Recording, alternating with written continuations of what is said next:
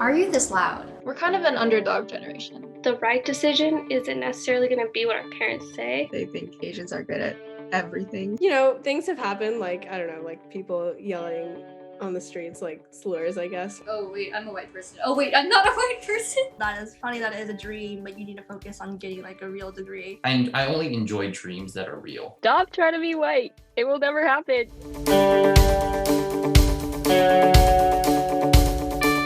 I was very lucky to grow up in an amazing family structure, right? Like as a Pakistani, culture is very important, and an important part of culture is family. But at the same time, growing up in a family where I know that that family means something definitely had more of a hand than culture ever did. It's always a stereotype that we're pressured to do everything like well. I was never pressured. Like my parents let me do whatever I want. My sister does art, so it's like, my dad himself did art actually. I guess we inherited that side from my dad. I always grew up around Muslim communities, around Sri Lankan communities. So it was definitely an easier transition into understanding my identity. Being surrounded by people who had like similar families, and like I'm grateful that I did have the experience to live in India. So I am quite literally born in Asia, right? I was adopted by two very nice, very white people. The experience of being Asian, I don't feel like I've gotten much of that. My town is mostly white. I've been called puppy murderer, Ni Hao Kai Lan, Ling Ling, the whole gamut.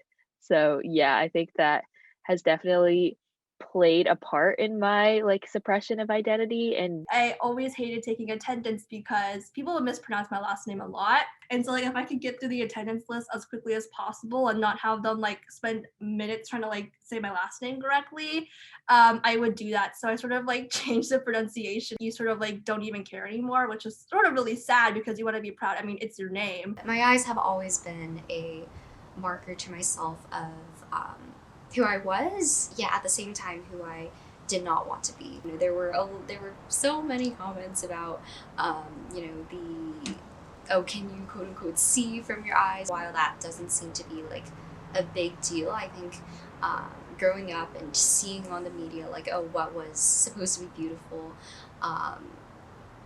really subconsciously impacted me to always want to have bigger eyes, always wanting to have double eyelids that looked a lot like the Disney princesses I saw. I feel like because movies sort of display this very idealized and grand version of what life can be, I think it's really important to have someone that looks like you that could actually attain that, and that isn't reserved for someone who maybe has a brighter skin complexion or who has more Western acceptable European beauty standards. One of the ways that I came to terms with my identity as trans was through seeing trans representation on screen.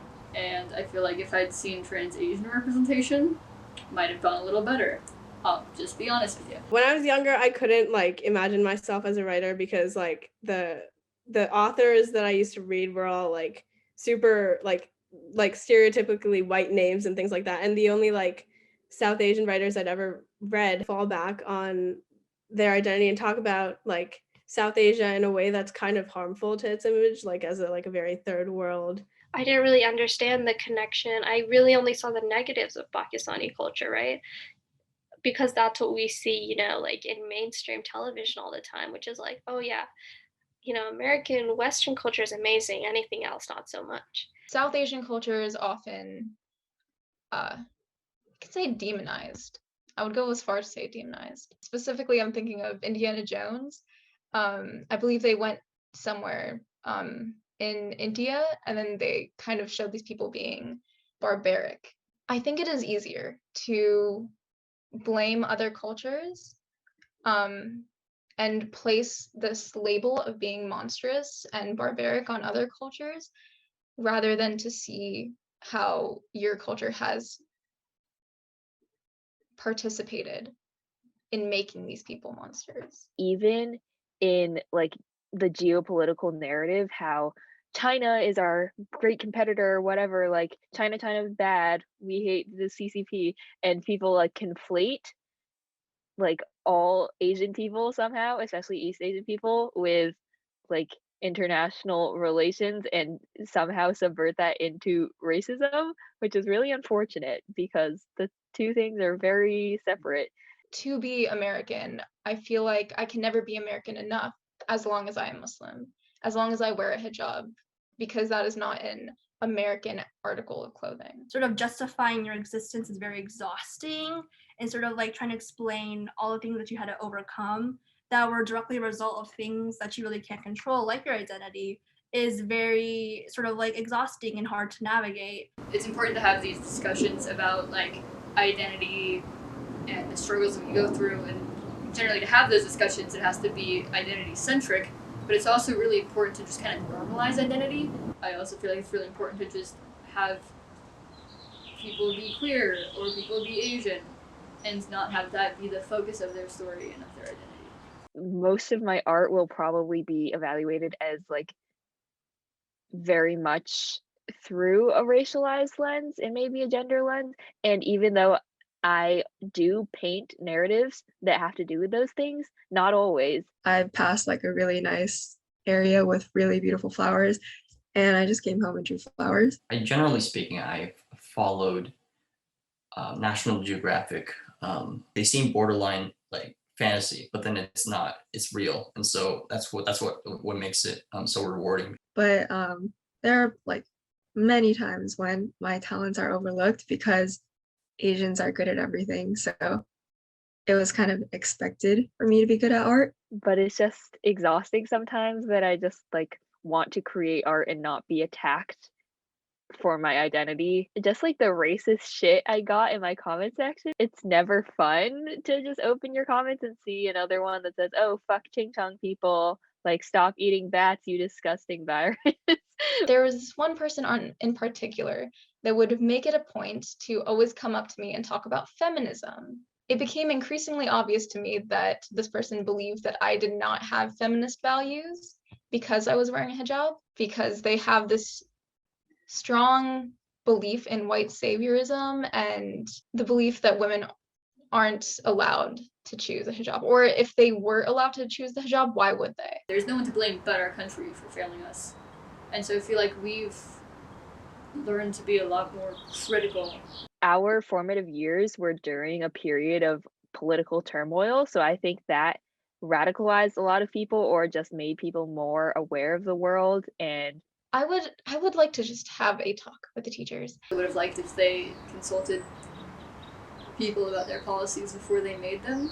Certain policies that affected such like LGBTQ students didn't really consult them. I think there's a lot of red tape when it comes to trying to push for change, which is really unfortunate. Just like, fight, keep fighting. There's a lot to be fighting for. That stigma of mental health and kind of any stigma that occurs is really just there because people are silent, because there's not enough people speaking out about the issue.